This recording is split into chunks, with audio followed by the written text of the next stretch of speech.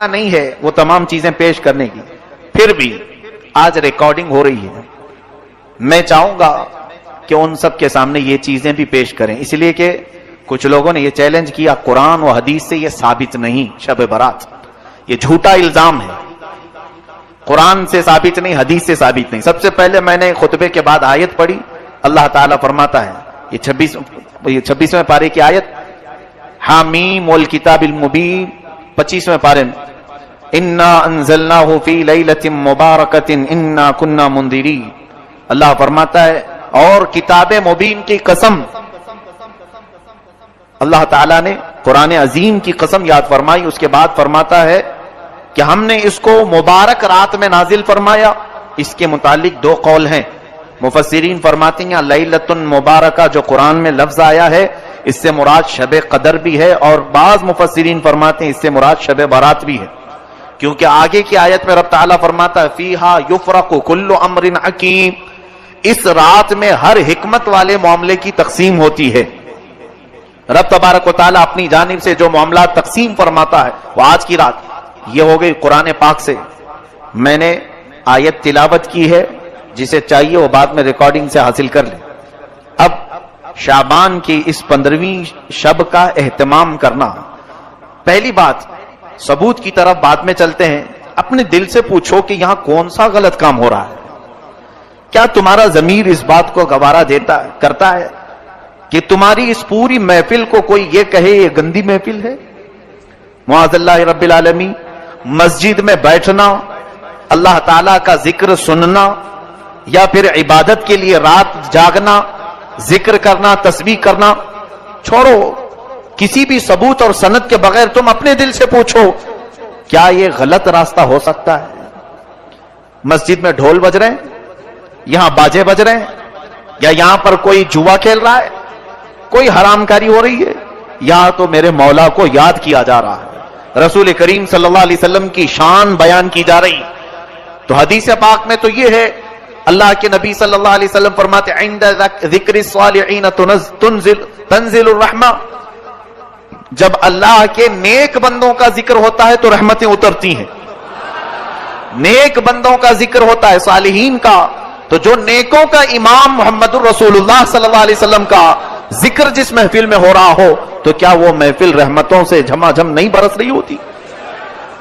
سب سے پہلی چیز تو یہ ہے کہ عقلی دلیل ہے، میں نے آپ کو سوچنے کی دعوت دی ہے، میں ان لوگوں کے لیے میسج دینا چاہوں گا جن کو ثبوت کی ضرورت ہے، پروف کی ضرورت ہے۔ آؤ سنو، سیدہ عائشہ صدیقہ رضی اللہ تعالیٰ عنہ فرماتی ہیں، بخاری شریف کی حدیث ہے، مسلم شریف کی حدیث ہے، مشکات شریف کی حدیث ہے، جلد نمبر 1 صفحہ نمبر 441، حضرت عائشہ صدیقہ رضی اللہ تعالیٰ عنہ اس کی راوی ہیں، فرماتی ہیں کہ میں نے آقا و مولا صلی اللہ علیہ وسلم کو ماہ رمضان کے علاوہ ماہ شعبان سے زیادہ کسی مہینے میں روزے رکھتے نہیں دیکھا۔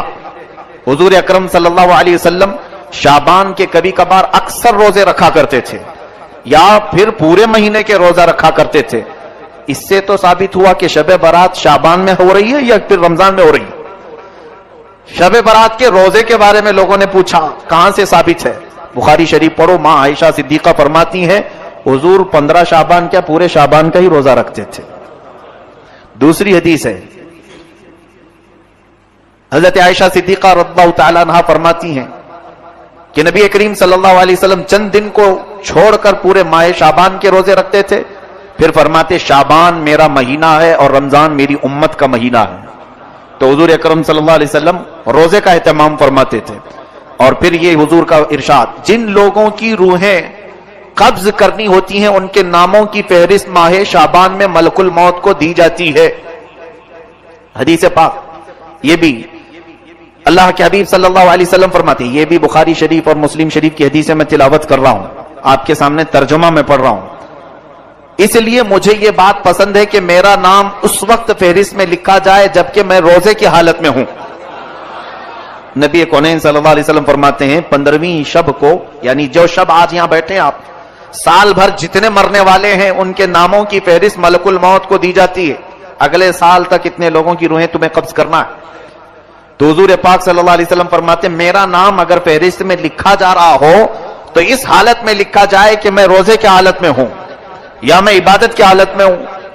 پھر حضور اکرم صلی اللہ علیہ وسلم فرماتے ہیں 15ویں شعبان کی رات کو مرنے والوں کے ناموں کی فہرست تیار کی جاتی ہے. حضور صلی اللہ علیہ وسلم کے ارشاد سے معلوم ہوتا ہے اگرچہ رات کے وقت روزہ نہیں ہوتا, اس کے باوجود روزہ دار لکھے جانے کا ثواب تو ضرور دیا جائے گا. اب شب برات کے متعلق حضرت عطا بن یسار رضی اللہ تعالیٰ عنہ فرماتے ہیں لیلۃ القدر کے بعد شعبان کی 15ویں شب سے افضل کوئی رات نہیں. یہ تابعی ہیں, کتاب کا نام ہے لطائف المعارف صفحہ 145. اس کے بعد حضور اکرم صلی اللہ تعالی علیہ وسلم کی طرف سے جو یہ رات جاگنے کے متعلق, عبادت کے متعلق, اب سنیے کچھ اور دلیلیں. ایک بڑی حدیث ہے, حضور پاک صلی اللہ تعالی علیہ وسلم زیارت قبور کے لیے بھی تشریف لے جایا کرتے تھے, اور اس رات کو جانے کے متعلق بھی 2 حدیثیں میں آپ کے سامنے تلاوت کرتا ہوں. علامہ ابن الحاج مالکی رحمۃ اللہ علیہ شب برات کے متعلق لکھتے ہیں کوئی شک نہیں کہ یہ رات بڑی بابرکت ہے. یہ ابن الحاج مالکی رحمۃ اللہ علیہ اس زمانے کے نہیں, کافی زمانے پہلے کے, اور مالکی مذہب کے سب سے بڑے امام ہیں. علامہ ابن الحاج فرماتے ہمارے بزرگوں کا یہ طریقہ رہا ہے کہ اس رات کی بہت تعظیم کرتے تھے. اس کے آنے سے قبل اس کے لیے تیاری ایسی کرتے کہ جب وہ رات آ جاتی تو خوش اور جذبے سے اس کا استقبال کرتے اور پوری رات عبادت میں گزارا کرتے. المدخل کتاب کا نام ہے, جلد نمبر 1 صفحہ نمبر 392, یہ بھی موجود. علامہ ابن الحاج مالکی رحمۃ اللہ علیہ فرماتے ہیں ہمارے بزرگوں کا طریقہ رہا ہے. اب جن کے ہاں بزرگ ہے ہی نہیں ان کے لیے کوئی مسئلہ ہی نہیں. ہمارے ہاں بہت بزرگ ہیں, تو جن کو بزرگوں کے طریقے پر چلنا ہے تو اس کے لیے میں یہ دلیل پیش کر رہا ہوں. اور جس کو بزرگوں سے کوئی غرض ہی نہیں, خود ہی بزرگ بنا بیٹھا ہو, تو اس کے لیے کوئی دلیل کی ضرورت نہیں. اسے اگر میں یہ کہوں کہ میاں ابھی رات ہے تو وہ مجھ سے لڑ پڑے گا, نہیں سورج نکلا ہوا ہے. ایسوں کو دلیل کی ضرورت نہیں ہوتی. آقا و مولا صلی اللہ علیہ وسلم نے زیارت قبور کی متعلق جو حدیث پاک ہے, علامہ شیخ عبدالحق محدث دہلوی رحمۃ اللہ علیہ فرماتے ہیں جو شخص شعبان کی 15ویں رات میں شب بیداری کرے تو یہ فعل احادیث کی مطابقت میں بالکل مستحب ہے. رسول کریم صلی اللہ علیہ وسلم کا یہ عمل بھی احادیث سے ثابت ہے کہ شب برات میں آپ مسلمانوں کی دعائے مغفرت کے لیے قبرستان تشریف لے جاتے تھے. یہ علامہ شیخ عبدالحق محدث دہلوی رحمۃ اللہ علیہ اس بزرگ کا نام میں لے رہا ہوں جن کے متعلق تمام دیوبندی حضرات کا بھی اتفاق ہے, اہل حدیث جماعت کا بھی اتفاق ہے, اہل سنت و جماعت بھی شیخ عبدالحق محدث دہلوی کو اپنا امام تسلیم کرتے ہیں. وہ بغیر اختلاف کے لوگوں کے نزدیک بالکل مستند عالم دین ہیں. ان کی بات میں نے یہاں پر پیش کی. آپ فرماتے ہیں کہ ہر 15ویں شب شعبان کی رسول کریم صلی اللہ علیہ وسلم قبرستان تشریف لے جایا کرتے تھے. اس کے علاوہ غوث پاک کی لکھی ہوئی کتاب ہے, سرکار شیخ عبد القادر جیلانی رضی اللہ تعالی. ہمارے لیے اتنی دلیل بہت بڑی ہے, بلکہ ہمارے لیے تو بس اتنی بات ہے کہ محلے کا امام کہہ دے تو بھی ہم چل پڑتے ہیں. لیکن بہرحال لوگوں کو قائل کرنے کے لیے بڑے بزرگوں کی بات پیش کرنی ہوتی ہے. سنیں, غنیت الطالبین صفحہ نمبر 250, حضرت حسن بصری رضی اللہ تعالیٰ عنہ کا ایک واقعہ نقل کرتے ہوئے فرماتے ہیں جب آپ شب برات میں گھر سے باہر تشریف لائے تو آپ کا چہرہ یوں دکھائی دیتا تھا جس طرح کسی کو قبر میں دفن کرنے کے بعد باہر نکالا گیا ہو. آپ سے اس کا سبب پوچھا گیا تو آپ نے فرمایا خدا کی قسم میری مثال ایسی ہے جیسے کسی کی کشتی سمندر میں ٹوٹ چکی ہو اور وہ ڈوب رہا ہو اور بچنے کی کوئی امید نہ ہو. پوچھا گیا آپ کی ایسی حالت کیوں ہے؟ فرمایا میرے گناہ یقینی ہیں لیکن اپنی نیکیوں کے متعلق میں نہیں جانتا کہ وہ مجھ سے قبول کی جائیں گی یا پھر رد کر دی جائیں گی. یہ علامہ امام حسن بصری رضی اللہ تعالی مشہور تابعی فرماتے ہیں شب برات کو آپ اتنا خوف سے باہر گھر سے نکلتے تھے ایسا لگتا تھا جیسے کسی قبر سے مردے کو اٹھایا گیا ہے. آپ سے پوچھا جاتا تھا کہ آپ کی حالت ایسی کیوں ہے؟ وہ فرماتے تھے کہ خوف کی وجہ سے. گناہ میرے یقینی ہیں مجھے معلوم ہے, لیکن نیکیوں کے بارے میں مجھے معلوم نہیں کہ وہ قبول ہوئی کہ نہیں ہوئی. گناہ تو پکا معلوم ہے کہ گناہ ہے, نیکی تو میں نے کر لیا, قبول ہوئی کہ نہیں یہ معلوم نہیں. اس خوف سے آج کی رات میں کانپ جایا کرتا ہوں کہ آج رب تعالیٰ کے ہاں سے احکام نازل ہوتے ہیں. یہ غنیت الطالبین سرکار غوث العظم دستگیر رضی اللہ تعالیٰ عنہ کی لکھی ہوئی کتاب میں ہے۔ اب قرآن پاک کے بعد، بزرگوں کے بعد، علامہ قرطبی رحمۃ اللہ علیہ کی تفسیر مشکات شریف کی حدیث، جلد نمبر 1 صفحہ نمبر 277۔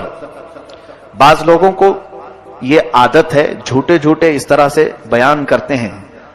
بہت سارے لوگ انٹرنیٹ کے مبلغ یا پھر واٹس ایپ اور فیس بک کے بڑے چیٹر لوگوں کو ایسا بیوقوف بناتے ہیں۔ میں آپ کو جو چیز پیش کر رہا ہوں وہ اوتھینٹک ہے، مجھ سے سوال کر سکتے ہیں آپ بعد میں بھی۔ مشکات شریف حدیث کی بڑی کتاب ہے، اس کی پہلی جلد صفحہ نمبر 277۔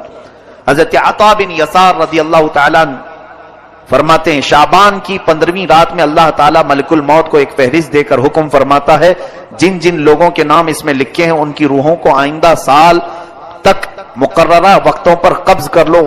تو اس شب میں لوگوں کے حالات یہ ہوتے ہیں کہ کوئی باغیچے میں درخت لگانے کی فکر کر رہا ہے، کوئی شادی کی تیاریوں میں مصروف ہوتا ہے، کوئی کوٹھی بنگلہ بنوا رہا ہوتا ہے، حالانکہ ان کے نام مردوں کی فہرست میں لکھے جا چکے ہوتے ہیں۔ یہ حدیث کا ترجمہ میں نے پڑھا ہے، مشکات شریف کی حدیث۔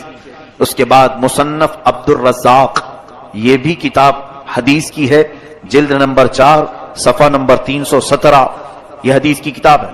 فرماتے ہیں حضرت، اس کے بعد اور ایک کتاب الجامع لاحکام القرآن شعب الایمان للبیہقی، امام بیہقی رحمۃ اللہ تعالی علیہ کی کتاب، حدیث کی بہت مشہور و معروف کتاب، تقریباً 12 جلدوں پر ایک کتاب ہے، شاید یہاں بہت سارے لوگ دیکھے بھی نہیں ہوں گے اس کتاب کو، بڑی کتاب ہے امام بیہقی کی شعب الایمان۔ اس میں فرماتے ہیں حضرت عثمان بن محمد رضی اللہ عنہ سے مروی ہے، سرکار مدینہ صلی اللہ علیہ وسلم نے فرمایا، ایک شعبان سے دوسرے شعبان تک لوگوں کی زندگی منقطع کرنے کا وقت اس رات میں لکھا جاتا ہے، یہاں تک کہ انسان شادی بیاہ کرتا ہے اور اس کے بچے پیدا ہوتے ہیں، حالانکہ اس کا نام مردوں کی فہرست میں لکھا جا چکا ہوتا ہے۔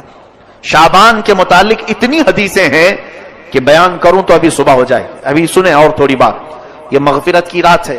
شب برات کی خصوصیت کے متعلق حضرت عائشہ صدیقہ رضی اللہ تعالی عنہ سے ایک روایت فرماتی ہیں، 15ویں شب شعبان کی میں رات کو بیدار ہوئی تو دیکھا حضور صلی اللہ علیہ وسلم نہیں تھے میرے حجرے میں، میں ڈھونڈتی ہوئی باہر نکل آئی تو دیکھا کہ حضور پاک صلی اللہ علیہ وسلم جنت البقیع میں ہے، قبرستان، تو جنت البقیع قبرستان سے باہر نکل رہے تھے، تو حضرت عائشہ ڈھونڈتی ہوئی وہاں تک پہنچی، رسول کریم صلی اللہ تعالی علیہ وسلم سے آپ نے پوچھا کہ آقا و مولا اس وقت آپ کا یہاں آنا؟ حضور اکرم صلی اللہ علیہ وسلم نے حضرت عائشہ سے کہا، تم اتنی گھبراتی کیوں ہو؟ کیا تمہیں اس بات کا ڈر ہے کہ اللہ اور اس کے رسول تمہارے ساتھ کوئی خلاف فیصلہ کریں گے؟ تو حضرت عائشہ صدیقہ فرماتی، نہیں، میں یہ دیکھنے آئی تھی کہ کہیں آپ دوسری اہلیہ محترمہ کے پاس آرام فرما ہوں گے۔ حضور اکرم صلی اللہ علیہ وسلم فرماتے ہیں، سنیے جو حدیث کا اصل بیان کرنا ہے مجھے، فرماتے ہیں بے شک اللہ تعالی شعبان کی 15ویں شب، یہ الفاظ پر توجہ دیں، یہ حدیث پورے بیان کا خلاصہ ہے، لب لباب مغز یہی ہے۔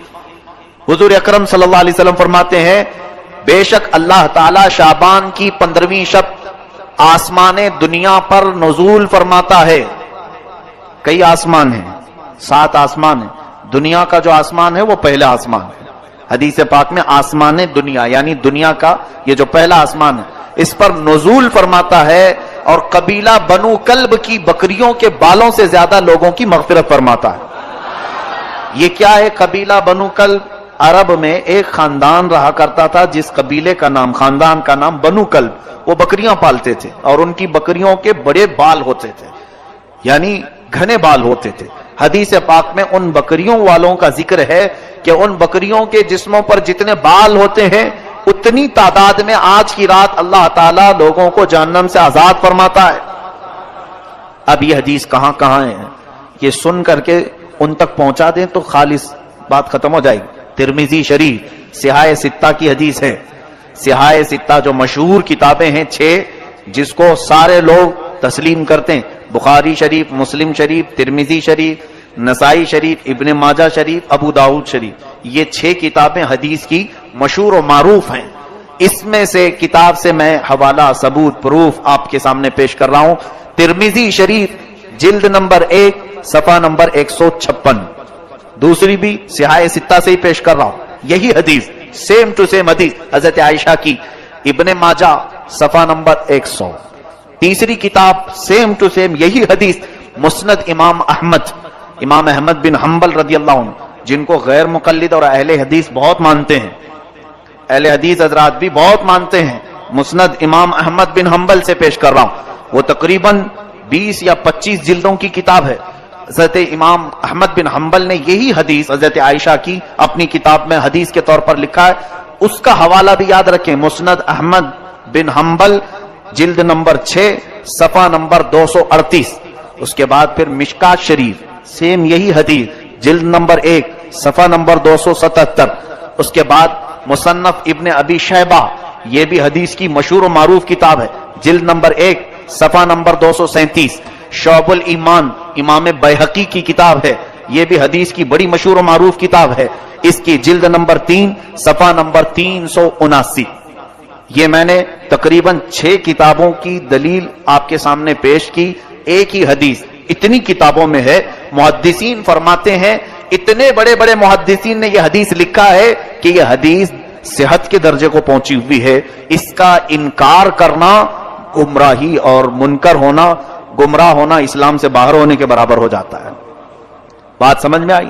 میں سمجھتا ہوں اتنی دلیل بہت ہے، اتنا ہضم ہو جائے تو آگے کا پھر بیان کروں گا، ورنہ الٹی ہو جائے گی۔ حضرت ابو بکر صدیق رضی اللہ عنہ سے روایت ہے کہ رسول کریم صلی اللہ علیہ وسلم شعبان کی 15ویں شب میں، حضور نے فرمایا شعبان کی 15ویں شب میں اللہ تعالیٰ آسمان دنیا پر نزول فرماتا ہے اور صبح تک یہ ندا بھی دیتا ہے، کوئی بخشش طلب کرنے والا میں اس کی بخشش کروں۔ یہ حضرت ابو بکر صدیق رضی اللہ عنہ نے فرمایا، ان سے معتبر کوئی اور ہماری امت میں شخص ہے؟ اب پھر اور کس کی دلیل چاہیے؟ میں نے غوث پاک کی کتاب پیش کر دی، امام بیہقی کی، امام ترمذی کی، امام ابن الحاج مالکی کی اور مشکات کی، کئی کتابوں کے بعد اب سیدھے میں حضرت ابو بکر صدیق کی بات پیش کر رہا ہوں، اور فرماتے ہیں اللہ تعالیٰ آج کی رات ساری مخلوق کی بخشش فرمائے گا سوائے مشرک کے اور کینہ رکھنے والے کے۔ مشرک، کافر و مشرک جو ہے اس کی آج بخشش نہیں ہے، اور جو دل میں کینہ رکھا ہے دوسرے مسلمانوں سے، بات چیت بند ہے، اس کی بھی آج مغفرت نہیں ہے۔ اسی لیے معافی طلب کرنے کا ایک رواج ہمارا پہلے سے چلا ہوا ہے۔ حضرت ابو ہریرہ، حضرت معاذ بن جبل، حضرت ابو ثعلبہ، حضرت عوف بن مالک رضی اللہ تعالیٰ عنہ، یہ سارے صحابہ اکرام سے یہ حدیث مروی ہے۔ اب میں یہ دلیلوں پر ہی لگ جاؤں گا تو آپ بھی اکتا جائیں گے، آپ یہ کہیں گے مولانا ہمیں بس ہے، کافی ہے، شب برات ہے آج، ہم کو معلوم ہے مسجد میں روشنی ہے، آج مغرب میں چہل پہل ہے، یہی ہمارے لیے بس کافی ہے۔ بھولے بھالے سنیوں کے لیے بڑی دلیلوں کی ضرورت نہیں، لیکن ان کو بہکانے کے لیے کچھ لوگ قرآن بھی لاتے ہیں اور حدیث بھی لاتے ہیں۔ اب اس کی مثال میں آپ کو بتاؤں، ایک موٹی سی کتاب میں یہاں سامنے رکھوں اور کہوں دیکھو بھائی بخاری شریف میں ہے، آپ مانو گے کہ نہیں مانو گے؟ حالانکہ وہ بخاری شریف نے بہار شریعت لے کے بیٹھا ہوں، میں اردو کی ایک بہار شریعت لے کے بیٹھا ہوں، اور اگر آپ کو کہوں، آپ کو ایسا لگے گا ہاں مولانا ہے، پڑھے لکھے ہیں، بخاری، ارے بھائی موٹی کتاب ان کے سامنے رکھی ہوئی تھی، تو آپ نے کبھی بخاری شریف کا دیکھا نہیں یا اس کو کھول کر پڑھا نہیں، اور اگر دیکھ بھی لو تو عربی آتی نہیں، تو سمجھ لو ایسے بہت سارے لوگ صرف یہ بڑے بڑے ناموں سے دھمکا دیتے ہیں، ڈرا دیتے ہیں، اور پھر یہ کہتے ہیں کہ قرآن میں نہیں ہے، حدیث میں نہیں ہے، یہ تمام چیزیں۔ اب میں نے جو پیش کیا یہ کہاں ہے؟ پھر یہ بھی تو حدیث پاک میں ہے، یہ چیزیں قوم کے سامنے وہ کیوں نہیں پیش کرتے؟ یہاں پتا چلتا ہے کہ کہیں نہ کہیں ان کے دل میں حسد ہے، کینہ ہے، اور قوم کو گمراہ کرنے کے لیے صحیح امانتیں قوم تک پیش نہیں کرتے۔ ان کا حال یہ ہے، اللہ تعالیٰ نے قرآن میں فرمایا ہے کہ افتؤمنون، یعنی ان کے متعلق یہ فرمایا تکتمون الحق، تم حق کو چھپاتے ہو اور باطل کو باہر نکال کر کے بتاتے ہو۔ یہ یہودیوں کی عادت تھی، بہت ساری چیزیں چھپا دینا اور پھر اس میں سے توڑ مروڑ کر کے لوگوں کو بیان کرنا۔ بہرحال آپ سب کو علم حاصل کرنے کی ضرورت ہے تاکہ آپ گمراہوں کے ہاتھ میں پڑھ کر گمراہ نہ ہو جائیں۔ بتاؤ آج ان گمراہوں کے کہنے پر کئی لوگ نہیں منا رہے ہوں گے شب برات، ہمارا کیا جا رہا ہے، ہمارا کیا نقصان ہے؟ انہوں نے اپنا نقصان کر لیا کہ آج وہ عبادت نہیں کر رہے ہیں، آج وہ مسجدوں میں نہیں آ رہے. مجھے بتاؤ, کیا مسجد میں آنا گناہ کا کام ہے؟ عبادت کرنا گناہ کا کام ہے؟ کیا یہاں پر چلو کچھ بھی نہیں کیا, مسجد میں بیٹھا بیان سنا, یہ تو بیان ان کے ہاں بھی ہوتے ہیں, کیا نہیں ہوتے؟ بہت سارے بیان ہوتے ہیں. تو بیان کی فضیلت بھی انہی سے جا کر کے سنو, ان کے ہاں کتنی فضیلت ہے, ایک بیان میں بیٹھنے کا کتنا ثواب ہے. تو صرف اگر بیان میں بیٹھنے کا ثواب بھی معلوم کر لیتے تو آ جاتے. خواہ مخواہ مخالفت کرنا اچھی بات نہیں. بہرحال میں اب تھوڑی سی چیزیں آپ کے لیے شب برات کے متعلق عرض کروں. ہاں, ایک اور سوال ہمارے پاس آیا. ایک تو جنہوں نے یہ سوال کیا تھا, میں سمجھتا ہوں کہ ان کو اطمینان ہو گیا ہوگا شب برات کہاں سے ثابت ہے, ریکارڈ ہے. پھر سے وہ کتابوں کے حوالے یاد کر لو, جلد نمبر, صفحہ نمبر سب, اور پیش کر دیں. دوسری چیز, یہ معافی مانگنے کا کیا طریقہ ہے؟ واٹس ایپ بھرا ہوا ہے معافی نامے سے, قطار لگی ہوئی ہے 3 دنوں سے, میرے اگلی پچھلی تمام چیزیں معاف کرو, معاف کرو, معاف کرو. اچھا کام ہے, یعنی معافی طلب کرنے کا یہ طریقہ اختیار کیا گیا. جس کو دیکھو, اور بیچارہ لکھتا بھی نہیں, کاپی پیسٹ, ادھر سے اٹھائے ادھر کر دے. لکھنے کی بھی کسی کے اندر اتنی ہمت بھی نہیں ہے.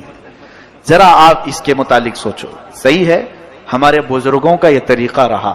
حدیث پاک ابھی میں نے سنایا, جس کے دل میں کینہ ہو آج اس کی مغفرت نہیں ہوگی. کینہ کہتے ہیں مسلمانوں سے قطع تعلق کرنا. مسلمانوں میں بہت سارے ایسے ہیں جو اپنے رشتوں کو چھوڑ کر بیٹھے ہوئے, بھائی بہن سے بات نہیں کر رہا ہے. بہت تو ایسے ہیں ماں بیٹوں میں بات چیت بند ہے. معاذ اللہ رب العالمین. حدیث پاک میں ہے, جس نے دنیا میں صلہ رحمی رشتے کو قطع کیا, کٹ کیا, قیامت کے دن اسے کاٹ کر دوزخ میں ڈال دیا جائے گا. صلہ رحمی کو قطع کرنے والا, حضور نے یہ بھی فرمایا, جس نے 3 دن سے زیادہ اپنے بھائی سے ترک تعلق کیا وہ میری امت میں سے نہیں ہے. یہ بڑی وعیدیں ہیں. اس لیے بزرگوں نے ایک طریقہ اپنایا تھا. آج کی رات جو کچھ بھی ہوا پچھلا سب بھول جاؤ. معافی طلب کرنے کے لیے ہم رب کے حضور آتے ہیں مغفرت کے لیے, لیکن اگر ہمارے پاس 2 چیزیں ہیں, نمبر 1 شرک اگر کیا ہو تو بخشش کی سوال ہی نہیں. دوسری چیز, اگر کینہ ہے دل میں دوسرے کے متعلق, اپنے بھائیوں کے متعلق, تو بھی بخشش کی یہاں پر ممانعت کر دی گئی, مغفرت نہیں ہوگی. تو بزرگوں نے یہ عادت ڈالی تھی امت مسلمہ کو کہ یہ شب برات آنے سے پہلے پہلے اپنے دل کے کینوں کو صاف کر لو, معافی طلب کر کے صاف ستھرے ہو جاؤ, تاکہ آج بٹنے والی مغفرت تمہیں بھی مل جائے. آج رب تبارک و تعالیٰ کے ہاں جب اعلان ہو رہے ہو ناموں کا کہ فلاں جہنم سے آزاد ہے, فلاں آزاد ہے, فلاں آزاد ہے, تو ہو سکتا ہے ہمارا بھی نام اس فہرست میں شامل ہو جائے. یہ 2 چیزوں سے ہم کو آزاد ہو کر کے مسجد میں آنا تھا, لیکن اس کا یہ طریقہ اپنائیں گے کہ جس کو سوشل میڈیا میں نے دیکھا لکھا ہوا بھی آ رہا ہے, ریکارڈ بھی آ رہا ہے, ویڈیو بھی آ رہے ہیں, ساری طریقے ان لوگوں نے بنا کر رکھے ہیں. پورا کا پورا بازار گرم ہے. واٹس ایپ میں معافی مانگنے سے کون سی معافی ہے, بلکہ دل کرتا بھی نہیں ہے. ایسے ایک گروپ کے ساتھ سارے لوگوں کو ٹک کیا اور بھیج دیا ایک ساتھ, اسے معلوم بھی نہیں کتنوں کے پاس گیا ہے. معافی طلب کرنے کا یہ طریقہ ہے. معافی کیوں طلب کی جاتی ہے, یا آپ کو اچھی طرح سے معلوم ہے کس کا دل آپ نے دکھایا ہے؟ اگر ایسا ہی ہوتا تو بزرگان دین یہ فرماتے کہ جاؤ ایک چٹھی میں لکھ کر کے چوک پر لگا دو کہ جس کو بھی میرے سے تکلیف ہو مجھے معاف کرتا ہوا جائے. ایسا بھی تو ہو سکتا تھا. باہر سرکل پہ, چوک پہ ایک چٹھی میں لکھ کر کے لگا دیتے, میں نے جس کا بھی دل دکھایا ہو مجھے معاف کر کے چلا جائے. یہ معافی طلب کرنے کا طریقہ نہیں. بذات خود اس سے معافی طلب کریں جس کے ساتھ آپ کا معاملہ ہوا ہے, اس کے پاس جائیں. یہاں پر نفس جانے نہیں دے گا, یہی بات تو ہے. میں آپ کو بتاؤں, جتنی جلدی آپ یہ معافی نامہ بھیجیں کسی کو کہ مجھے معاف کر دیں, اسی جگہ پر ایک دوسرا سولوشن میں آپ کو بتاؤں, یہی فون تمہارے ہاتھ میں واٹس ایپ کے ذریعے سے استعمال کر رہے ہو اور فلاں کو بھیج رہے ہو مجھے معاف کر دینا. وہیں اگر تم اس کے نمبر پر کال کر کے بات کر لیتے اسے کہ آج شب برات آنے والی ہے, مجھے تھوڑا معاف کر دو, پچھلے کئی باتیں تمہارے سے سخت ہو گئی, اس کے لیے دل نہیں مانے گا. بات چیت کر لیتے, تمہارا دل نہیں مانے گا. چھوڑو بھیج دیتے ہیں, دیکھے تو ٹھیک ہے, نہیں تو کوئی بات نہیں. یہ جو ہے نفس نے تمہیں اس طرح سے کرنے کی عادت ڈالی. نفس امارہ یہ نہیں چاہتا ہے کہ کسی کے سامنے جھک جائیں ہم. معافی طلب کرنے میں نفس کی شرمندگی ہے، اور رب تبارک و تعالیٰ یہی چاہتا ہے کہ تم اپنے نفس کو جھکاؤ. اپنے نفس کو جب تک تم نہیں جھکاؤ گے تو معافی کی کوئی امید ہی نہیں. یاد رکھنا قیامت کے دن یہی حقوق العباد تمہیں جہنم میں لے کے چلے جائیں. اس کا حق مارا، اس کو ستایا، اس کو پریشان کیا. اگر یہ قیامت کے دن سب کھڑے ہو گئے تو پھر ان سب کو تمہیں نیکیاں بانٹنی پڑیں گی جو جو نیکیاں کیے تھے. اور اگر نیکیاں کچھ ہے نہیں تو ان کے گناہ اٹھا کر تمہارے اوپر ڈالے جائیں گے. یہ حقوق العباد میں یہی ہوگا قیامت کے دن. اس لیے اگر معافی مانگنے کا شوق ہے، بلکہ مانگنا چاہیے بھی، اس طرح سے نہیں. جاؤ ملاقات کرو. اگر ملاقات کرنا پاسبل نہیں، ممکن نہیں، تو فون پہ بات کر سکتے ہیں آپ. ان سے فون پہ بات کریں اور معاملات طے کریں کہ آپ دل سے مجھے معاف کریں اور مجھ سے جو ہو سکا میں آپ کو معاف کرتا ہوں.